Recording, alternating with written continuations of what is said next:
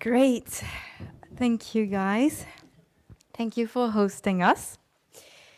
Yeah, I'm taking my paper, but I don't really know why. I'm going to try to remember what I'm supposed to tell you. So first of all, welcome. I'm really impressed at the turnout. Actually, you're filling almost all the seats. It's quite impressive. I think you can... It's fine. You can turn off your phones. No worries.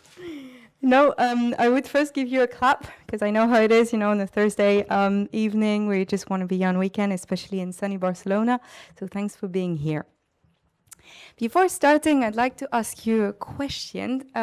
Maybe raise your hand if you just have an idea right now. Okay, well, maybe roughly 50%, 40%, okay. Raise your hand if you are at the stage of building it, actually building it. Okay. And the third stage would be, who is generating revenue? Money, money, money, money. Even less. Well, but that's good, because the point of the event is actually to help you get there. So it all makes sense. So for the little background about who I am, so my name is Léa. I'm French. You might hear from the accent, but I think I have it more in Spanish. I've been living in Barcelona for the past 10 years. Before that, I was in the UK, so I left France when I was really young. And yeah, I've been an entrepreneur for a really long time as well, and I've been through all the stages that we just mentioned. And I know how terribly hard it is to build something. So I've tried many times. Most of my ideas never made it to market, to be honest. It just stayed in my head. Some of them did make it to the market. Most of them failed. But one of them actually worked out. I managed to have a team and get quite good entrepreneurial prizes, including one from the European Union. And shortly after, guess what? I had to shut down.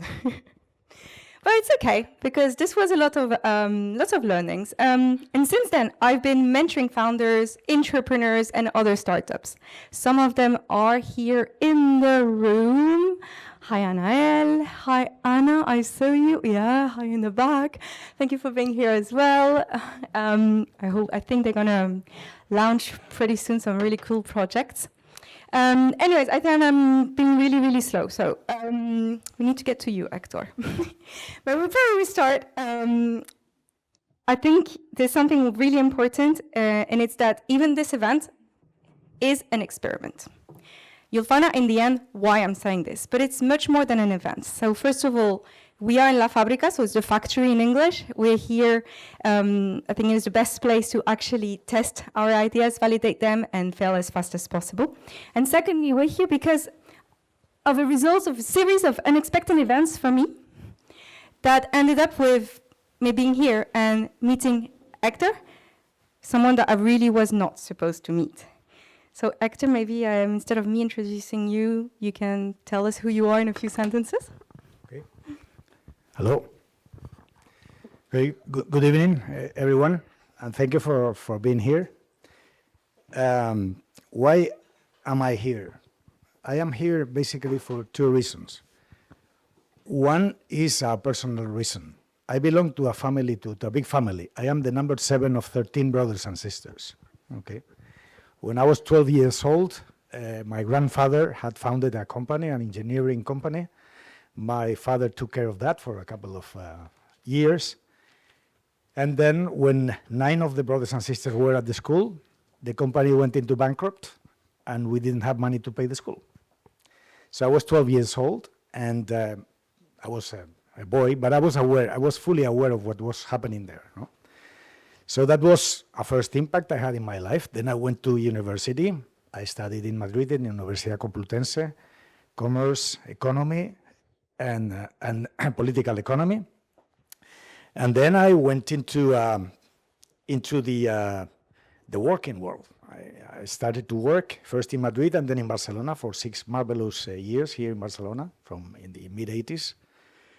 And then at home, I mean, it was like the Ara family we are very good people to work in companies, but we shouldn't go and found a company because we are not good ones on that task, So okay, I said, let's go that way.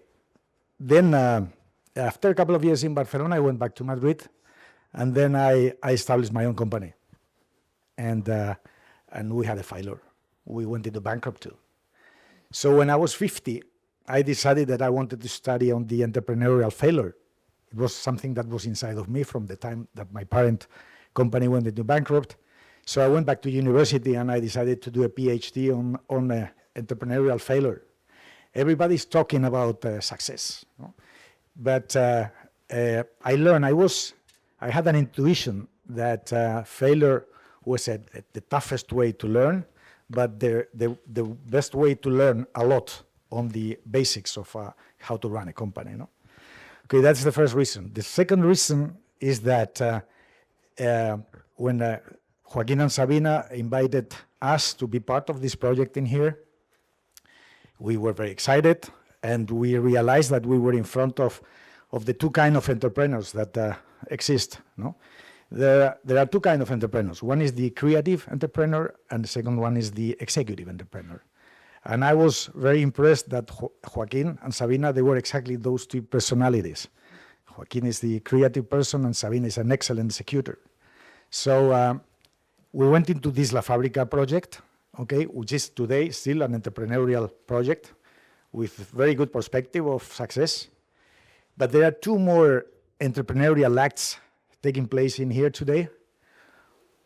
Another one is the Club of Entrepreneurship that we want to do here, okay, that Joaquin has briefly explained to you, our intention. And another thing is that I had the opportunity of meeting Lea, and she told us about her project because she has identified a source of entrepreneurship within a certain group of persons, basically TDA persons, hyperactive persons, I have to admit that I am both TDA and hyperactive, okay? ADHD in English and intense personalities, Yeah, it's a big group, actually. We just don't know it. Yeah, right. But it's great. To me, when I realized that I had those two characteristics, one is really difficult to deal with, which is TDA. I mean, to have problems to get focused on things is difficult, but you also learn to do so, and it's a good exercise. And being hyperactive is a real asset. It's beautiful. You never get exhausted, I mean, at a certain moment you have to go to bed and sleep, but it's not for me easy to find the moment to do it, Okay, so so those are the two main reasons why I am here today. Okay. Great.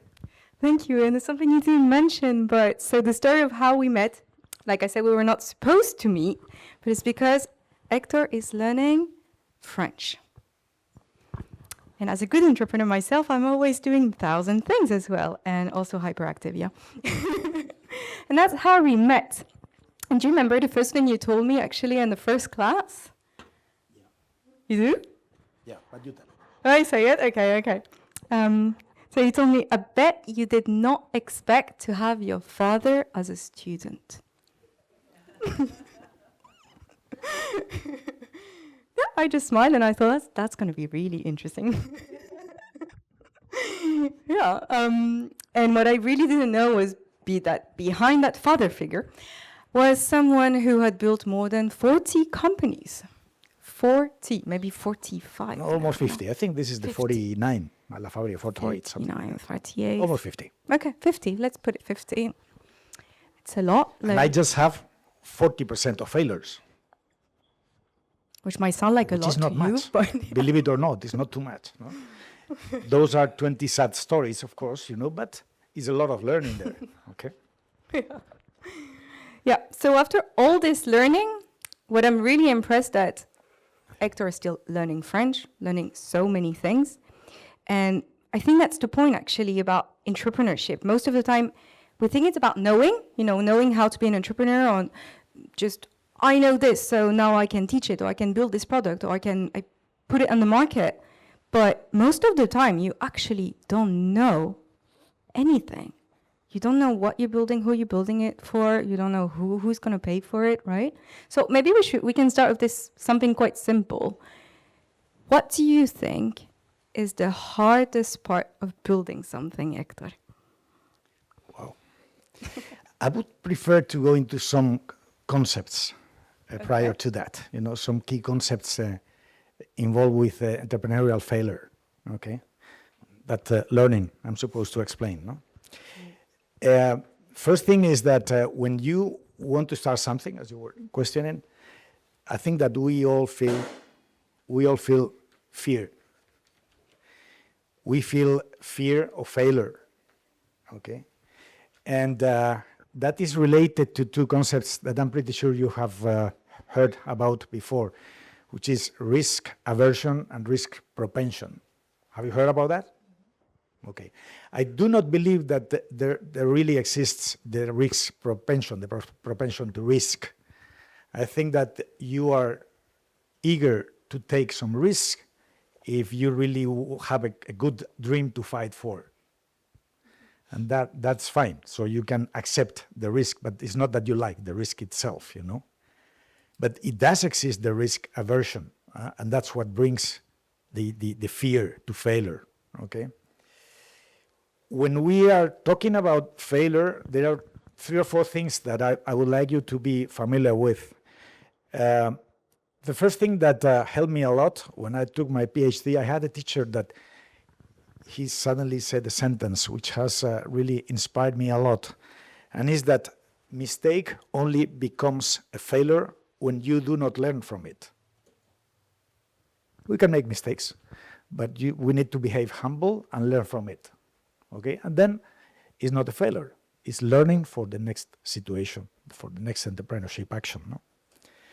Second thing that I studied in my doctoral work, which was a surprise even for me, is that 90%, more than 90% of failure, entrepreneurial failure, is related to a poor access to market. Okay, it comes from a poor understanding of how the market behaves. Okay. And this is something that the startuppers usually defer for the last part of the entrepreneurship act, No, you have to do that from the very beginning. You have to be testing your idea or your product or your service you have in mind with the market as soon as you can. Okay, so to be sure that you are really on the right way.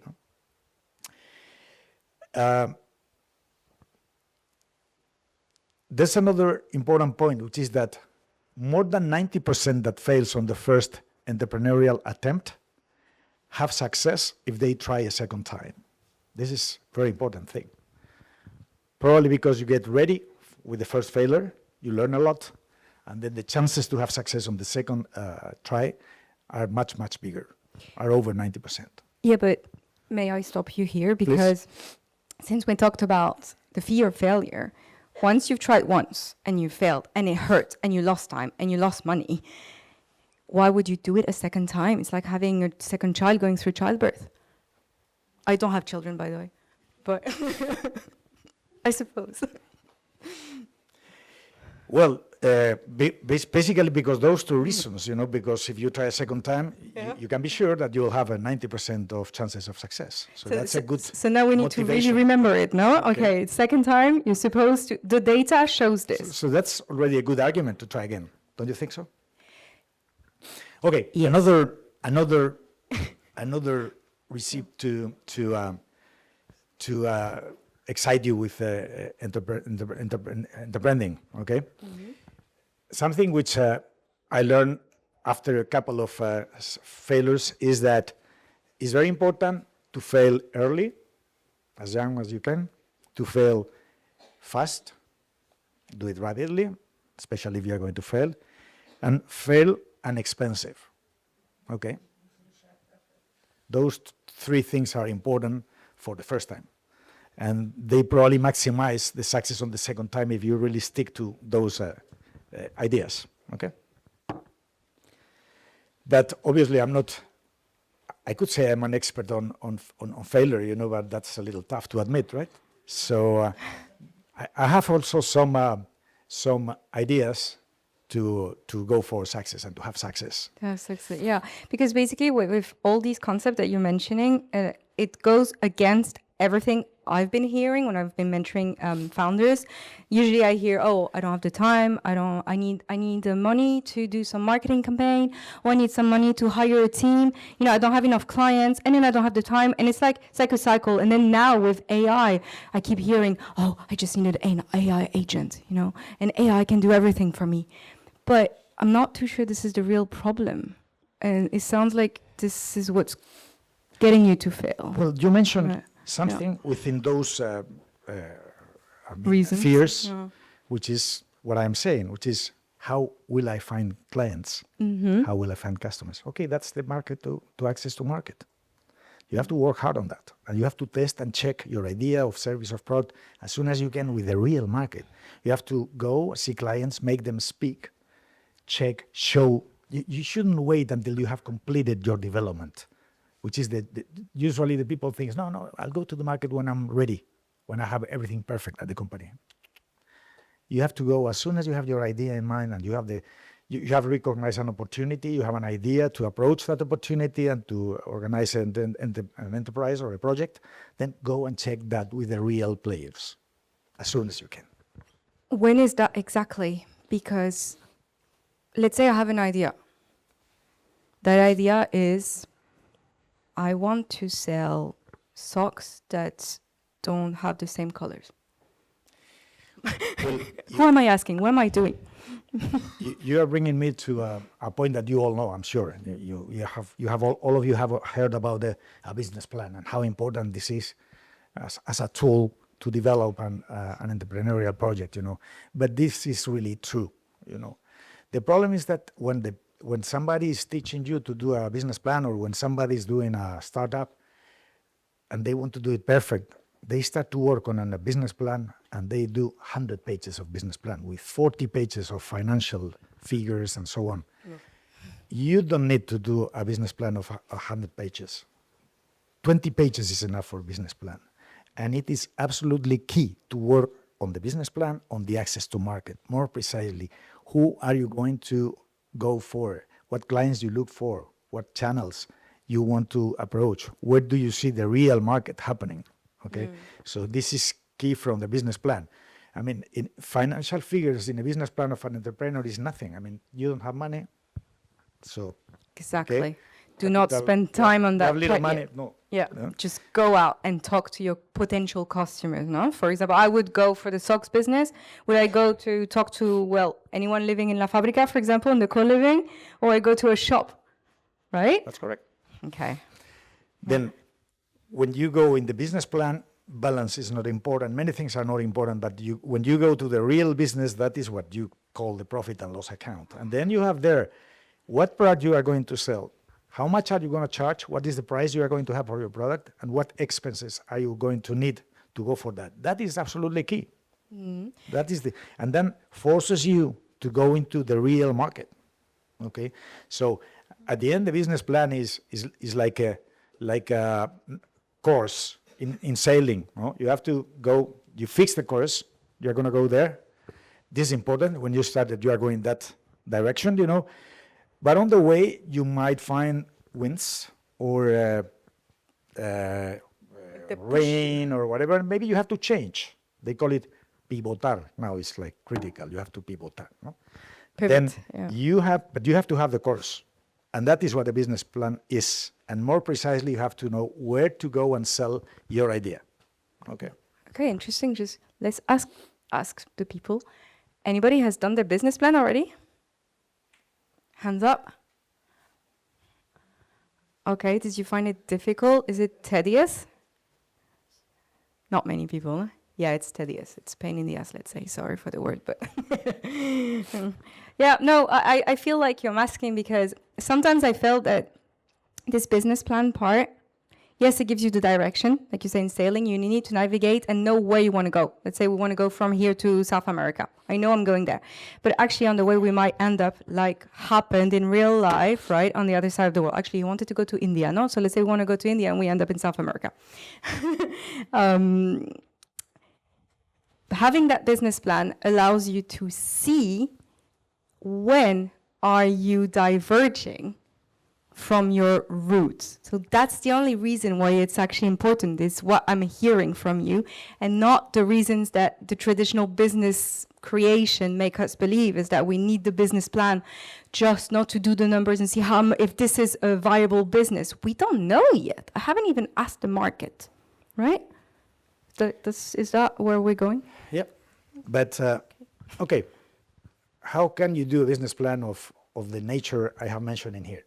Okay, I think I would like to announce that here at La Fabrica, we are going to do business plan courses. And we have our own development, our own business plan project, in which you do a business plan in 8 hours, a 20 pages business plan. So provided we check that you, or a good number of you here, have interest on that, we will start to organize those courses in here, okay? We shouldn't be more than 12, maximum 15 people, so that we can really complete the whole business plan within 8 hours, okay? But that's something that, based on all of our research on entrepreneurship, we've been able to do, and that works well. We've done hundreds of business plans that way, you know? So we will ask you at the end if how many of you are interested in that, okay? A final idea, which I would like to share with you, in which I work a lot during my time at the university with my doctoral thesis.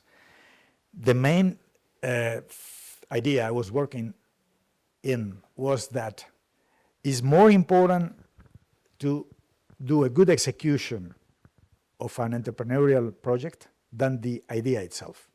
You don't need a very, very creative idea.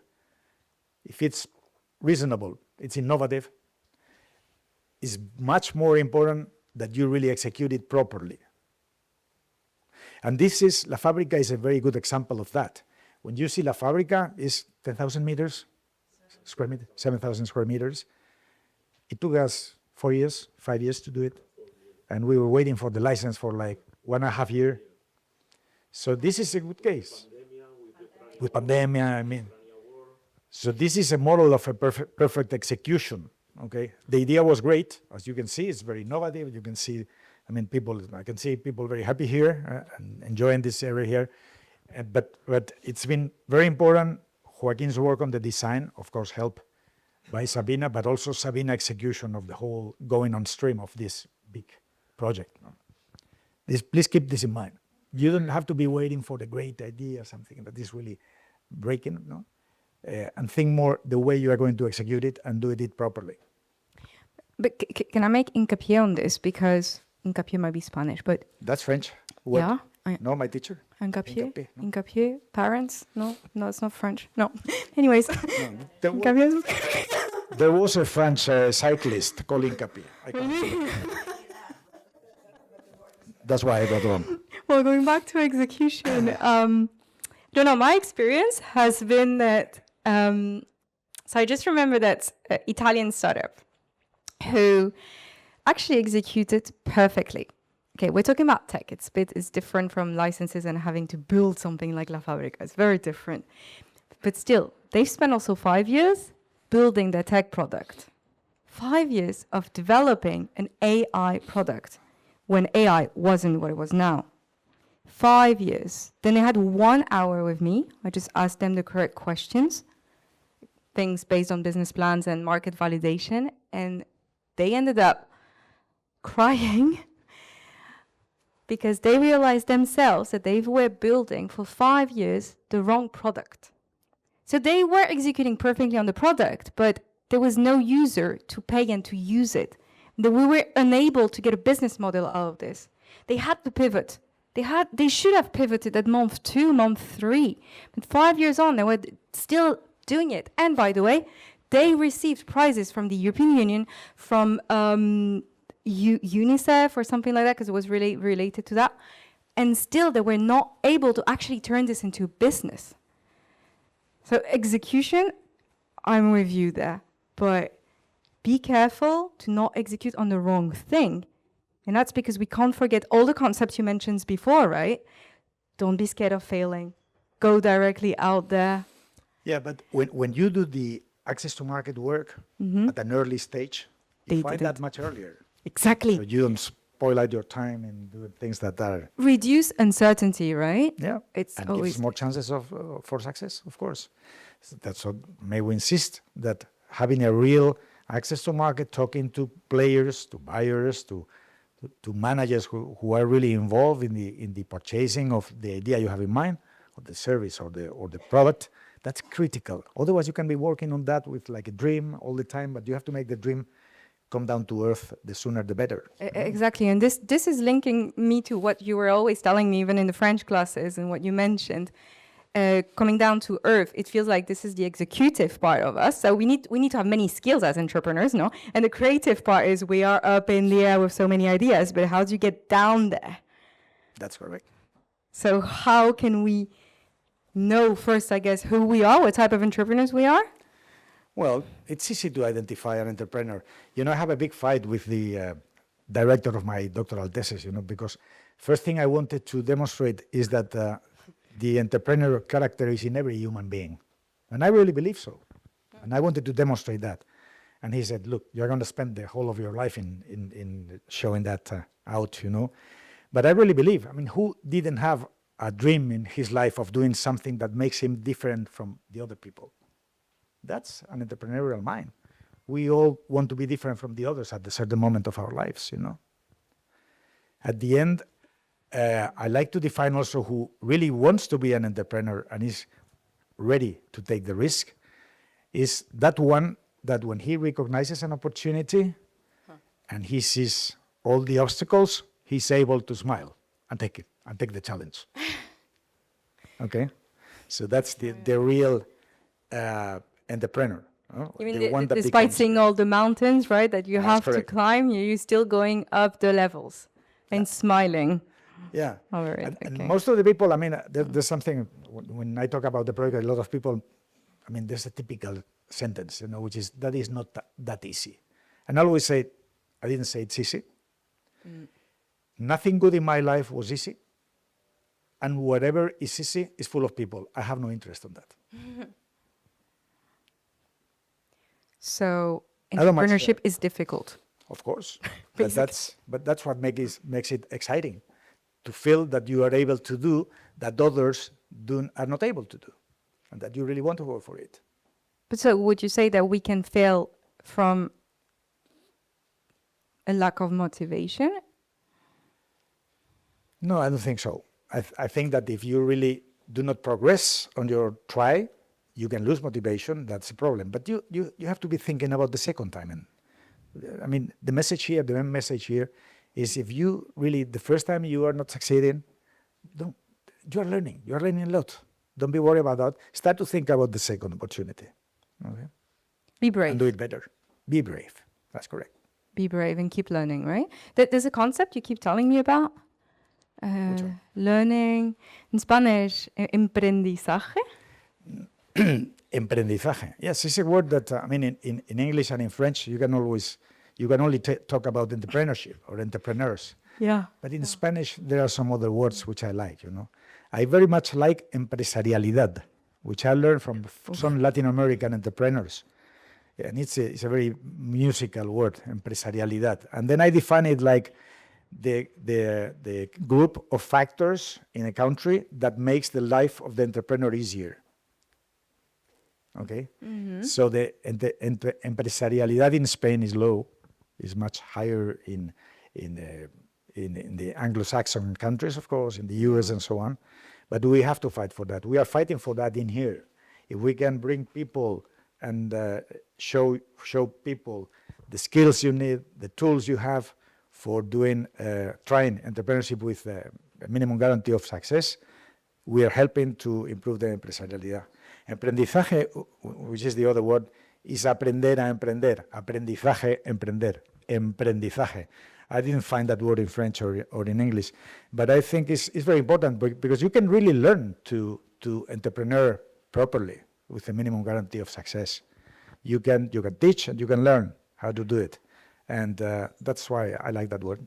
So we can learn to become entrepreneurs. Yes. So in that way, because we mentioned at the beginning, right, the fear of failure and being maybe risk averse, but if we learn how to build, we learn how to fail, And to learn how to fail, we need to go out in the market to gain clarity. This is what I'm hearing. And live in reality. And live in the reality. It's I like that one. It's good that you start with a dream. Yeah. But you have to bring down to the earth your dream, execute it properly, and then that means access to market. And become one of these two entrepreneurs, no? The executive and the creative. Can we be both? Yes, we can. Yeah? Yes, we can. Okay. I think we cover all what my we wanted God. to cover. Yeah, did we? I think so. So it's now Sorry. time for questions, if any. Yeah, go ahead. Thanks, first and foremost. Am I loud enough or do I need the mic? Oh. Thanks to the both of you.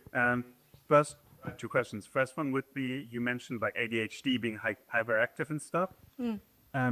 How can one be more conscientious? You know what that means, like being more focused, because what happens to me sometimes, I just have an idea, get bored, go to the next one, because I'm so averse to work. Yeah. That's the first question, like how to be more conscientious. And the second one would be, you mentioned when you divert from your business plan, so started wanting to start out in India and then going to South America, when would one know if that's good or bad? Should you say, okay, business plan is like my Bible, I'll follow that to the T, or can I adapt? That's for you. I go for the second. Yeah. Yeah, thank you. What's your name? Slash. Sebastian. How to be more conscientious, so not change ideas all the time, right? It's a really good question. I'm still struggling with this. But this is the idea that Hector briefly mentioned is I've been helping entrepreneurs with ADHD because I have it myself. And I've noticed that the number one thing that helps is to not be alone. Do not build alone. Surround yourself by people that will get it, that will keep you, and that's linked to the other question, on track, or that will help you see, hey, right now this is not working. You're in hyper focus right now. It can be the opposite, right? But this is just you having fun here. But let's go back to reality a little bit. This is not a video game. You know, you need to check if this is actually going to bring you money, etc. And also I would add, keep that ideas jumping. Keep some time in your week where you meet with your fellow buddies and you talk about all the other ideas. Write them down, because you never know if in one of these sessions you realize, oh my God, the second idea is connected to the first one. I'm actually building something even better here. Hope that helps. And now I go for the second one. It's a very interesting question. Usually when you start up, you have the concept of internationalization, and that's good. And a new business in the year 2026, it doesn't make sense if you are not thinking globally. But I never give advices or make recommendations, but suggestions, I always suggest that you first start in your local market. Because if you really want to have to go to the real market, it's much easier for you to go to the real market wherever you have your friends, your contacts, your connections, your networks, okay? And then learn there, learn locally, and then expand. But the easiest learning and the cheapest learning is local. And then go. But keep in mind, be global, of course. Very important. Nice? Yeah.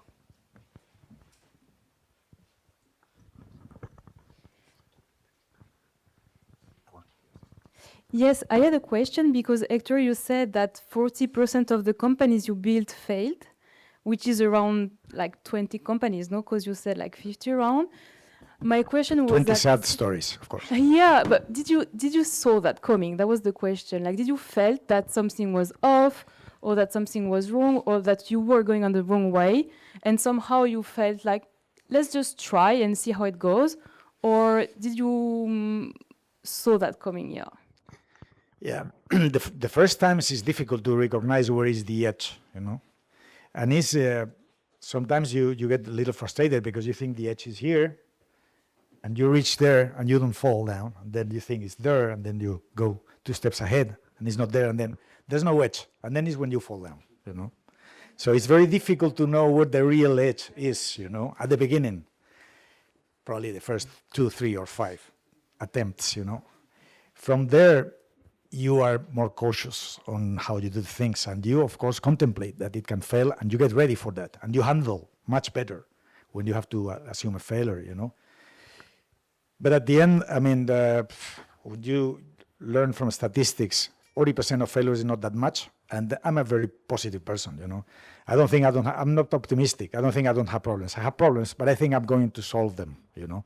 So when I go for a new project, that's okay. I take into consideration that I can fail. I try to reduce the risks, you know, but I have to live with this is in the essence of entrepreneurship.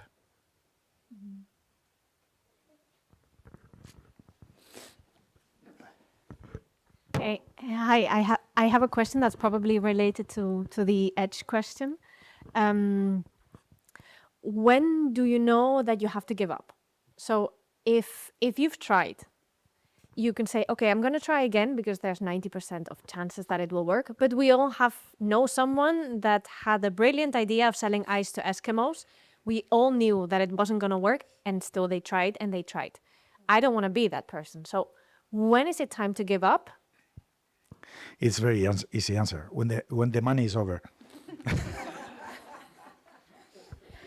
So do we keep Or working? it's close to be over.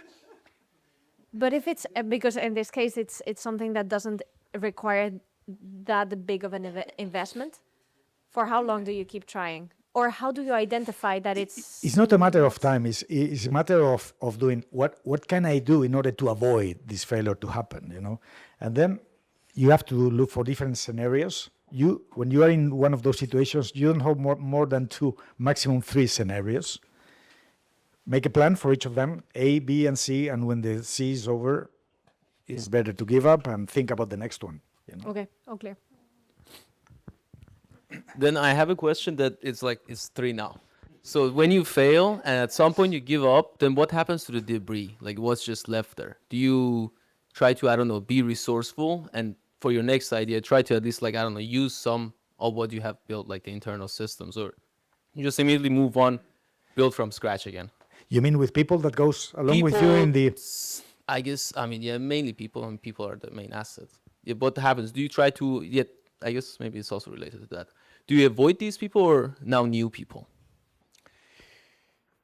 It depends how frustrating the experience has been, you know? Yep. Mm-hmm. Yep. But usually, there's people, that's nice. There's people that really want to go with you for the next adventure. Not so many, but some of them, they want to share the next one too, and that's good, you know? And but at the end, you see what remains there for the next attempt. The most important thing is, again, market, clients. If you progress on that, but you didn't have the right idea the first time, but you have got the connections, the networking, okay, maybe the second idea is different, you can still go to the same people. And then you have done half of the way, because you've been, they already know you, some of them, they like you, they like your resilience, that you are again there trying that, you know, and you don't have to hide yourself when you fail, you know. It's a matter of humility, and that's okay. You have to admit it, that you failed, that you were the main responsible of that failure, but you learn and you want to try again. And there's a kind of nice reaction on people to that kind of personality. Yeah, I can also add on this just personal story, which I confirm. The startup that was going really well, it failed mostly because of my co-founder. Really, really bad decision. It took me 1.5 years to decide to stop. And I was fighting for 1.5 years. I didn't know how to continue or how to let it go. And I called all the clients, and all of them told me, we're also entrepreneurs. We've failed. Let it go. Build another one. I'm going to be with you. I'm not going to go with her, don't worry. I'm going to be with you because you've handled the uncertainty. You've handled the pain. You've been through it. She disappeared. So it depends. You know, how do you deal with the debris? Well, for sure, we'll not do something with this co-founder, but with the clients, definitely. Then it was a personal choice not to keep going in that way. but I could have. We have one over there. Adela. Hello. Thank you for coming, sharing both of your stories. My question is how do you stay true to yourself, whether you fail or you succeed? Because I'm around a lot of young entrepreneurs and a lot of entrepreneurs in general. And whether their business is doing amazing or it's doing horribly, your significance changes. And it's very visible. So how do you stay true to yourself, to your business, through the uncertainty or through the certainty? Well, I mean, being realistic about oneself is always difficult, not only in entrepreneurship, you know. And, I mean, you have to be hard with yourself, but not to reaching the point of destruction, of self-destruction, you know. That this is it. I mean, you have to admit it's a matter of humility. You have to do a good analysis or of where did you fail, why. Usually, the human being tends to think that, well, I did wrong, but this was a bad moment, or there's one sentence which I really hate, which is the market was not ready for my great idea. I hate that, you know. So I invite you to do exactly the opposite, you know. I was not able to really identify what the market was demanding. You know? Yeah, but sometimes you're also too early for the market. That can be true, no? Yeah, but I can build on this. It's interesting because it depends for me if you're building a business that is linked to you or if you just identified an opportunity and you're being what they call in Spanish, empresario. Not necessarily entrepreneurship as in I'm solving this issue and this is really touching me deep in here. It's like gut feeling I need to solve this. Or are you just seizing an opportunity? I think if you seize at least everybody's different, but for me, if I'm just seizing the opportunity and it fails, it's okay, it was just about money in a way. Like, you're always solving a problem, but it was about money. If it touches more my gut feeling, it's very difficult. And again, I would say, don't build alone. It will affect your self-esteem. Don't be alone. You know, be surrounded by people that know you. Yeah, there's a concept that I also like to share with you, which is the concept of what I call the marketing fallacy, you know, which is usually when we recognize an opportunity, we are thinking about ourselves, and a lot of people say, I would be looking for such a thing, you know. And at the end, many times we are not representative of what the real market is. And sometimes we are developing something that we like. But that's again a need to go to the market and check that really can have a demand on the real market. Yep. There's a lot of failure on that. No. I suppose that everybody would like what I like. It doesn't happen so often. Yeah.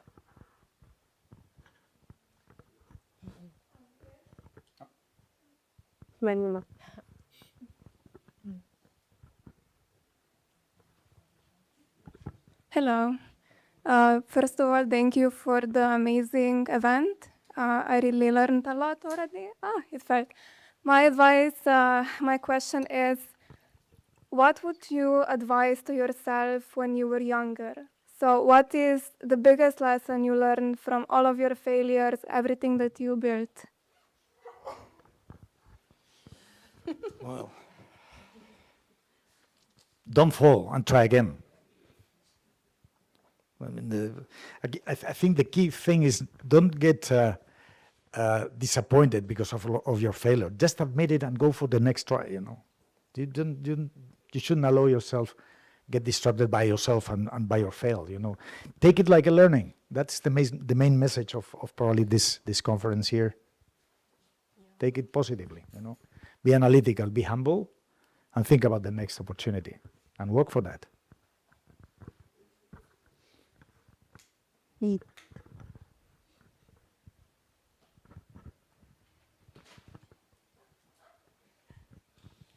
Hi. First of all, thank you for the amazing event. Thank you for coming.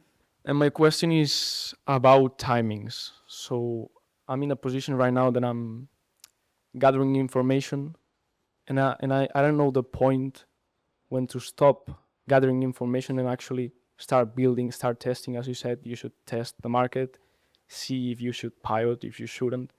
So when is the point that you say, okay, now I'm starting testing and I'm actually building? Business plan completed. You have completed the business plan? Go for it. Right after completing it.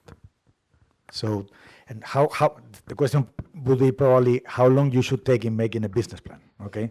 So I shouldn't use more than 3 to 6 months time, you know? And I invite Joaquin and Sabina to fix a date to do our first entrepreneur day here to make a business plan, you know?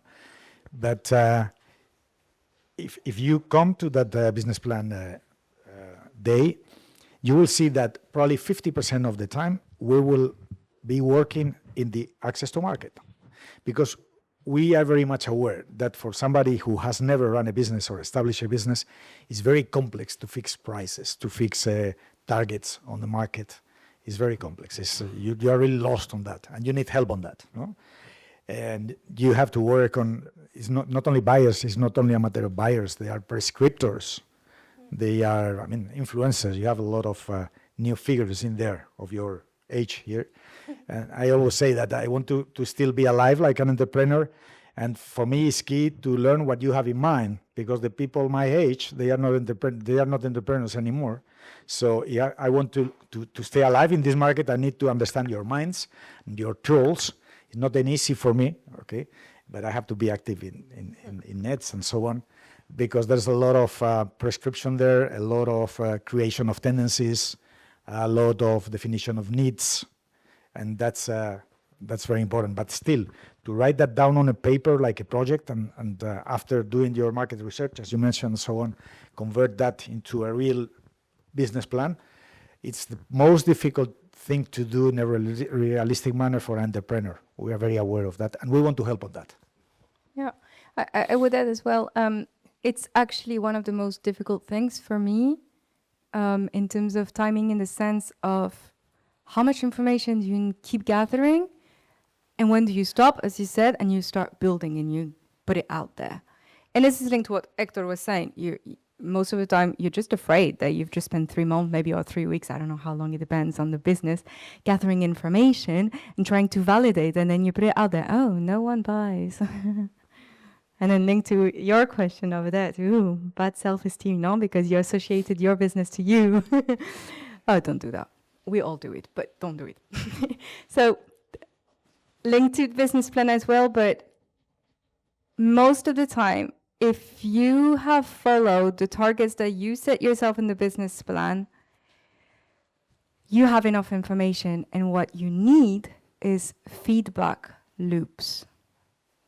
It's not like you create the business plan, you go out. It's not linear. Entrepreneurship is never linear. It's always circles, loops. So this is what you need to create for yourself. Get out there, stop gathering information, because you will keep gathering information, go back to your plan, gather information, go back to your plan, and you keep iterating. And the idea is to do the iteration loops as fast as possible to fail. Fast and cheaply. Thank you. Hi. So my question is very connected to what you were saying. So yeah, you gather all this information. How do you know the information that you have and the sources that you do have are the right ones? Because, okay, I may be trying to learn Chinese and I have a Greek dictionary. I'm not going to learn Chinese. Well, we are in times of big data. You know, there are a lot of things you can learn from the net. You know, but at the end, you have to check. You have to test your idea with that information you gather from the internet or whatever, from any big data, and then go to market again, to the buyers, to the players, to the prescriptors, and check that. Check. Is what I was saying. It's like buckles, no? Yeah. Like loops, no? Because it's what you said, like, okay, let's learn Chinese, but it's a very, you have a very direct objective there, and you know what it is. I need to learn Chinese. But I would add, Chinese is a really good example, because... Will you teach me Chinese too? I mean, I know I can disagree. 小笼包. No. 你好,你好吗? Sorry, that's it. I will speak in French next time. But it's a good example, as in, for us, we need to learn the reading, writing, and speaking and understanding. But, because it's different alphabet. So it depends on your business. Write down, what do you think you need to have as a key information, top 3 informations for you to go out there and sell. And sometimes you can sell from week 1. But it depends on the businesses. That's why I always say, don't build alone. Come to circles that I'm thinking of creating, but it depends on your feedback after that event, actually. I never sold anything in the first week, but anyway. Yeah, no. It may happen soon. But you can gather the enough information on week That's 1. soon. That's yeah, soon. yeah, That's yeah. soon. That's soon. And launch in 1 month.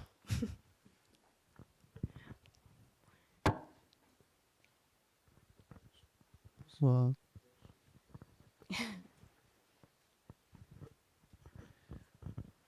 I'm not an entrepreneur, but I work with them.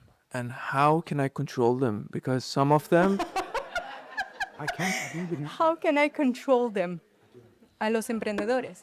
so the founders, we are close. They say, look, believe me, it's going to work. And I know it's not.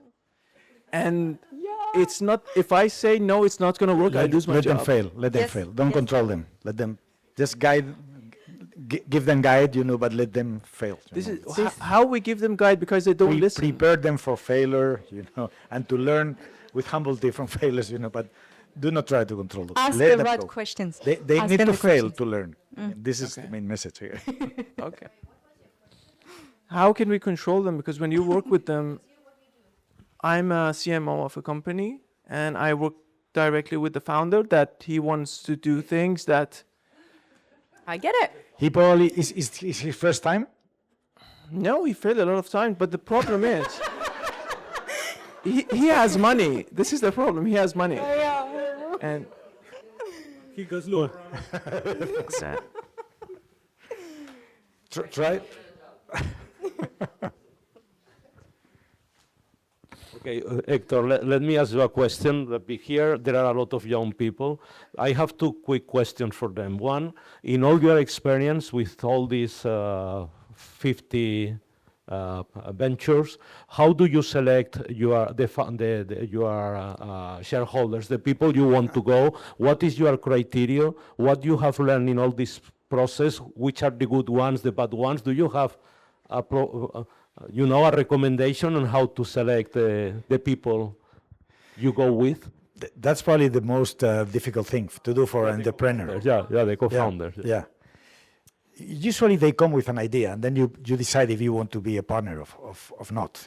Yeah, but the criteria to select is with the idea or is with the people. You know what I mean? No? Yeah, I mean, they have to bring a realistic business plan. Otherwise, we don't spend so much time on that, because, and at the end, what I look for is commitment, okay? And commitment doesn't only mean the ability to work hard on the project, but also to risk something. Yeah.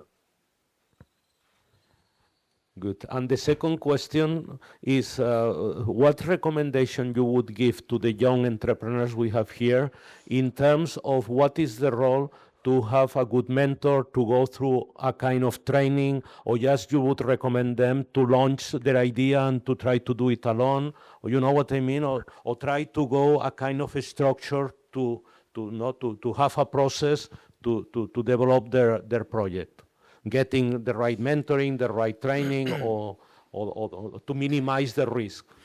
Yeah, you see, there's a lot of, not so much in Spain, but in England, there's a lot of entrepreneurship courses. Basically, in UK, you can combine any career with entrepreneurship. I would love that to happen in Spain, but it doesn't happen. It's you are usually trained at the university to run an existing company, but you are not precisely formed in running a startup, and it's very difficult. It's very different also from a well-established company. What you need to run a pretty new company is not what you need to run an existing company. So, and another point that I would suggest in there is that you really have to identify your weaknesses and get a specific training and mentoring for that. Because, I mean, if we admit that there are two kind of mentalities in entrepreneurship, which is the creative and the executive, I mean, it doesn't mean that the creative doesn't have to be involved in the executive tasks. You know, she has to, or he has to do it. No. So even if the distribution of roles is as precise as that, one has to learn from each other and respect the work of the other. You know? And that's, I think that's key. Look for somebody who has different skills from yours, which is what you are missing probably, and try to be better in those things and learn on those things which you are weak. Be humble to identify that and work hard on that. And if you need external help, hire it or take it or look for it. But you need to know yourself. And I always say being an entrepreneur is just a self-discovery journey. Self-knowledge is key there, of course. And it's really And difficult. sometimes we are not humble enough to have a good self-knowledge. Yeah, there's a lot of egos in entrepreneurship, yep. Maybe just checking the time, like last 2-3 questions, guys. Like after, there's a QR code you can scan and keep asking us questions just in case. So I don't disappoint if you can't ask. We love questions. It Yeah, means I love we them. have I'm created just- interest. That's Yeah, fun. no, it's amazing, but just checking the time. Please. Hi, thanks for the talk. So 2 questions, 2 quick ones. Out of all the businesses that you've started and struggled with, is there a certain business model that you see now that maybe comes across your table and you're like, no, I'm not touching that. I just know from experience that that's too hard to get off the ground. As an example, one of my first businesses I tried to start was a restaurant, and a mentor of mine said, it's like driving with the handbrake on, because you're dealing with expirables, you're dealing with people, you're dealing with deliverables, and it's just harder than it needs to be. So is there anything that you've noticed down through the years? I should have to talk about different sectors. You mentioned restaurants, you know, that's, we are involved in restaurants now in an Italian chain, and we are very successful, you know, but we failed in, I don't know, 4 or 5 times, you know. Each area of business has its particular hurdles and threatens, you know. And, you know, how you say DAFO in English is SWOT. A SWOT analysis, which you all know, is still a very interesting skill to identify real good business opportunities and to be ready for whatever weaknesses or threats you may have to work with. So SWOT, when somebody's coming with a new business thing offered to us, usually the first or the second thing I do is a SWOT, and I share it with the person that brings the business, you know. Again, as a summary, you have to behave different. I mean, there's not a rule for all the sectors. You have to go sector by sector, and SWOT analysis is still a good tool. Okay. And second question then, so as Joaquin said, there's a lot of young people here who will be starting businesses and are interested in it. And one thing they'll have to deal with is anxiety down through the years. And as you said, like that never really goes away. Like there's always a bigger thing to worry about. How have you handled anxiety? What do you do to relax? I mean, I know what Héctor does. Yeah. What do I do? You run marathons, and last time he was on his bike, and you know, French class on the bike. Yeah. Like And I also drink beer, you know. It's wine. Yeah, it's a tough question. Like, I'm not a therapist, but it's always relative. Yeah, your business can be your life, but the idea is to not make it your life, if that makes sense. It's about risk. It's about be as clear as possible all the time of where is your risk and how can you mitigate it. Just keep getting information, keep validating, and keep having, like Héctor says, many plans, A, B, C, D, E, F, G, if you have to. Have an exit. This is the only way I think we can manage anxiety, is to tell your brain, hey, keep yourself in the present, because the future we don't know. It's uncertainty. That's why it's so stressful. You're dealing with uncertainty. The only way to reduce it is get clarity and accept the risk.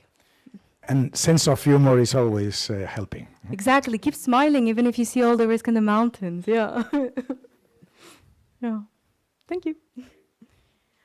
Yeah, then she had, he has a microphone. Thank you very much. I have a very specific, oddly specific question, I think. When I started being a founder, first-time founder, around a decade ago in Silicon Valley and in Berlin, I'm German. In my bubble, at least, everybody was talking about you have to be a B2B SaaS founder, software as a service. It was as if other business models didn't exist. And I've been doing this, sometimes successfully, sometimes not that much. But recently, my impression is now that you're entering the AI era, everybody is saying B2B SaaS is dead. Don't even think about it. So my question basically is, what are the implications of the AI era on business models and on general being a founder? Because what I've been hearing a lot recently is like bootstrap more, don't plan for 18 months, it doesn't make sense, don't argue with technological USPs, nobody believes you should because Google can do it with AI. So what are the implications for first-time founders or founders in general because of AI? AI or a challenge. I have always been working on the funnel concept. When I went into a new thing, I tried to put a lot of information, to gather a lot of information and put into the funnel, and then get and select the good things on there. The funnels were this size, and the funnels now are going to be this big, Yeah. You should still work on that concept. You have to handle much more information, but you have tools within the AI to reduce the initial part of the funnel. But I still work on that, But you have to handle more information, of course. But it's good. I mean, the more information you handle, the less opportunities for failing. But you have to learn to fail it. I'm pretty sure that there's going to be ways to manage that incredible amount of information, because otherwise, you get confused, of course. It's like when you don't buy ties anymore. I'm always saying I expect a strike from the tie producers because, we stop using ties now, But when you go and buy a tie, or you buy it in the first minute and you choose the right one, the one you like, or if you are looking ties for more than 2 minutes, you don't like any of them, you know which one to select, So sometimes to have too much information is confusing. I understand your concern about that, But this is the era we have to live with, especially you. Yeah, it's too much choice, and it's what you say. Maybe now what they're saying, instead of a SaaS, it's build agents, keep building agents. But I think there is something positive about this. We should always try to bootstrap. At least that's my take on entrepreneurship. Because if you try to raise money when you don't even have a business, most people just, in that era of Silicon Valley, etc., what you're mentioning, it was, I'm raising money out of a PowerPoint. How many failed? And it's not good failure because they just raise money, and then they just face the market without gathering the information and just stop the business. So in a way, it feels like if what they're asking you is not to make a long-term plan and actually validate along the way to actually make sure you're building a real business, why not? I think it's actually an opportunity. My take. Hello. Sorry, I want to ask you, because thank you for sharing all the great advice. But I've noticed that you missed one key aspect that I was really thinking about. How do you walk me through your process of actually getting people on board with your idea, not as selling, but selling as in hiring? When do you start hiring? Is it after when you have the business plan? And how do you filter for good people to actually work with? Because I assume you also struggle with the founder mentality that I can do everything. Until what point you say, no, actually I need to outsource or I need to delegate? How do you handle that? And what's a big heuristic to hiring? Well, there's only one way. When you start, you usually do not have so much money, so you have to be the music man. How do you call it? The hombre orquesta? How do you say in English? Hombre orquesta. You have to play all the instruments yourself. And then when the money is coming, how you call it? Orchestra guy. Okay. So that's the way an entrepreneur starts, like an orchestra guy, And then when the money is coming, you can start to delegate. So it's not bad that you are the orchestra guy, because then you learn how to play all the instruments, and then you are getting trained to select the right people and to delegate a work, knowing in deep how that work has to be done. So that's the way. When you start a business, you have to assume that for some time you are going to be the orchestra guy. But that would be good when you have money to delegate and create your own team. Yes. And when you build a business with the money that you save from normal salaries, right? And you have to choose between building a personal project like starting a family or building a professional project, how do you decide this? And can you build a business when you're not 100% in it because you have other responsibilities? Yes, it's compatible. It's compatible. I could still sing Mario Bros song to all of you now. Because when I started my company, my two boys, they were playing Mario Bros all the time. I never played with that. But I know that song from the beginning to the end. With the money thing, because if you're building a business, the chance that you're having money coming in is go. So do you get a normal job and just leave the project on the sides, or how do you work with this? Well, the safeguard is that if the business goes wrong, you have two options. You start again, and then you have 90% chances of having success, or you go back and be employed by somebody else and get a salary. Probably when you try again, you get a better salary because you know more. You learn a lot from that, okay? So looking at in a positive way, that's what happened. But it's also a realistic way, I would say. Yeah, and I'm in this right now, to be honest, and it's just ups and downs, it's personal decisions, and it's who you are in that moment. You can freelance on the side, you can, especially nowadays, right? It's not like 40 years ago when maybe you had to compaginar, like go and work in a restaurant at the same time and you're building and having your family. Nowadays, just find out what you're good at, be a freelancer about it, be a consultant, have your family and build your business. It's difficult, yes. Yeah, and you can live sleeping 5 hours a day. Well, as long as you have motivation to do that, you know.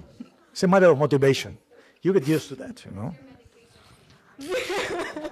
Well, I don't take any pill days, you know, so it's okay. So you can sleep with that. A lot of people say, oh, I'm not a person if I don't sleep 8 hours or whatever. I mean, you can sleep less than that, you know, and you can deal with jet lags and so on. You can. No, but it's more what we've been talking about. Like you think many time entrepreneurs, we're doing a lot of things and we think we're being efficient. We're not. That's why I always say, come to the circles, don't be alone because you need clarity. And as humans, many times if we live in our heads, we don't get the clarity that the other person is seeing, that maybe you're deviating or you're doing a lot of things that have no impact. And you're losing yourself. And right now, when you're in the building stage, every hour counts. It means a lot more for you than an entrepreneur that has a lot of money or no family and no stress in this. So don't be busy. Be efficient. No? Yeah, and I think I have identified a new opportunity here. Yeah, why don't we work in developing a medicine to become hyperactive? I have to say it has a lot of benefits, but I can teach it. We can teach it. Maybe. I can teach this part. Yeah. Like, we also have Sebastian here that will bring the ideas and everything. Yeah. And we also need the non-hyperactive people to actually ground us, you know, to see other things. Like yeah, we need people to relax us, so that's okay. Yeah, it's about being a team and it's diversity. We need that. It's also linked to your question about hiring. Yeah, it's just know yourself and know what you need. But yeah, I wanted just to add on the orchestra part is definitely, even if it's AI, even if it's tech development and you don't know anything about, learn a little bit. Spend a few hours learning, because if you hire a person and this about something you don't know to do at all, it's not going to go well. Trust me. Thank you very much for all the things that you've shared. I'm just curious to know, out of the 50 businesses that you've made, which ones that, for example, which type of idea that worked well? Those that were passionate about and you were connected to personally, or those that, due to the market analysis, proved to be to generate more money? I'm just curious to know how did you navigate that ideation part? You mean how you go from passion to productivity, something like that, or no? Yes, like more or less, like when you decide on a project, like does the feelings and emotions and the passion go into it, or just like this will make money and that's it? No, it's more the passion. But at the end, you have to test that again with the reality. And I don't want to insist so much again in the business plan, But it's more than a passion, is a vision. You have a vision. I mean, everything starts in the recognition of an opportunity. Sometimes the opportunity is not such an opportunity. Sometimes the opportunity is there, but you do not execute it properly. So those are two ways to spoil out the opportunity, But at the end is a vision, what is there. And then if the passion comes, it's great, as long as you can stay realistic on that. Thank you. So Anyone else? Oh, one more. Please can. Can I jump the line? Sorry. 2 questions. First, Hector, you mentioned you stop when the money runs out. So how is going bankrupt actually, in like what happens? Because I had this terrible image that I'd end up on the bridge. So what's going bankrupt? And then the second question for you, Leah, was you mentioned you need to ask the right questions. So what, if you had an example, what were the questions you asked those IT guys that were working for 5 years on their project? Like, where's the points that you need to focus on? Those two questions, bankruptcy and those questions. Thanks. Bankruptcy and IT. I take You go. bankruptcy and you take IT. Yeah. Bankruptcy is, I think we should, all of us, have an experience on bankruptcy. It's not as dramatic as it looks right before having it, okay? I remember the first time I had a serious problem with that. I was even ashamed of going to the airport and take a plane. I mean, I was thinking somebody's going to say, this guy, he failed, and in the Latin world, in the south of Europe, that was tough. It's improving now. In the US, it's the contrary. It's difficult to find money to start up unless you do not show 1 or 2 failures, because they assume that there's a lot of learning on that, and you are not going to make very basic mistakes if you already have 1 failure, So, I mean, bankruptcy. It's a sad and tough learning, but there's learning in there. So it's just like a minute, I mean, you see it coming, and when it comes, there's some kind of relief on that, First time you say, okay, now I know what it is. I'm not dead here. I mean, people still talk to me, and you shouldn't go to the banks for some time, But I mean, again, you need some sense of humor to go through that, and humility, and admit it, I remember when I was looking to do my doctoral work, I worked with 80 guys that had failure, and some of them completed the interview crying, because that was tough for them. I mean, it's frustrating, to go wrong, But they were probably 3 or 4 out of the 80, so that's okay, I mean, again, mistake only becomes a failure if you don't learn from it. So think that you are learning on that, and you will develop intuition on how to handle it, as long as you are realistic and you see it coming. Yeah, exactly. It's seeing it coming. I'm thinking of my own. No, it doesn't happen from one day to another. Yeah. It's again, remember the edge. The edge is here, and the cliff is at the 3rd or 4th edge, more or less. And you're seeing things coming up, so okay, I'm gonna die. Yeah, but you get adapted to that expectation, somehow, slowly. Exactly. It still hurts a lot, but you're not gonna end up under the bridge if you have that capacity of vision. If you're an entrepreneur, you've reached that point, you have it. So don't worry. Remember this optimistic against positivity. I mean, optimistic, it sounds a little unrealistic, but positivity is always needed. I mean, I have a problem, but I'm going to solve it. Okay, this is the kind of attitude. Totally. And to reply to your second question quickly, asking the right questions, it depends on the business. In the case of these guys that had built this AI tool, they fell into the typical trap of falling in love with the solution instead of the problem. So they built it thinking, oh my God, this is the thing I need. they didn't ask anyone else. They thought everybody was a tech guy behind Reddit, let's say. How many users? So the questions I asked is, who is this tool for? And they said, it's probably for this and this people. They described themselves. Okay, where do we find these people? Oh, I don't know. We need to do some marketing. No. We find them. We calculate how many of them, like how big is your market? The TAM, SAM, or whatever names I never remember, but is there a business there? These were the key questions for them. Who and why, and numbers. And sometimes you have to be a little tough with IT people because they really want to show it all the capacities of a tool, you know, and you have to say, look, I just need this and this and this, please help me with this. Yep. And that's it, you know. Yeah, yeah. Do we have time for some questions? Okay. Hollywood? Yeah, I want to ask, now let's assume that you are bankrupt. Now you don't have money, you don't have business, you don't have anything. What would you recommend to do? Do you look for a girlfriend?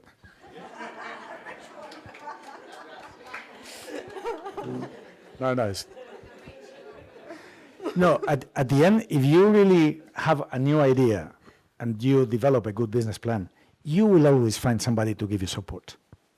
And you show modesty and you show your failure. I mean, I did this, and I did wrong, but now I know why I did wrong, and I know what I have to do it right. You will find always somebody to support you.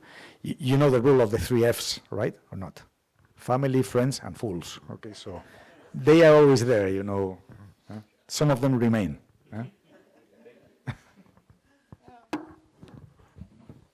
So thank you very much for your attention. It's been a pleasure being with you this afternoon here. Thank you, Léa, for giving me this opportunity. Same, no, thank you. Thank you for being, and Sarina.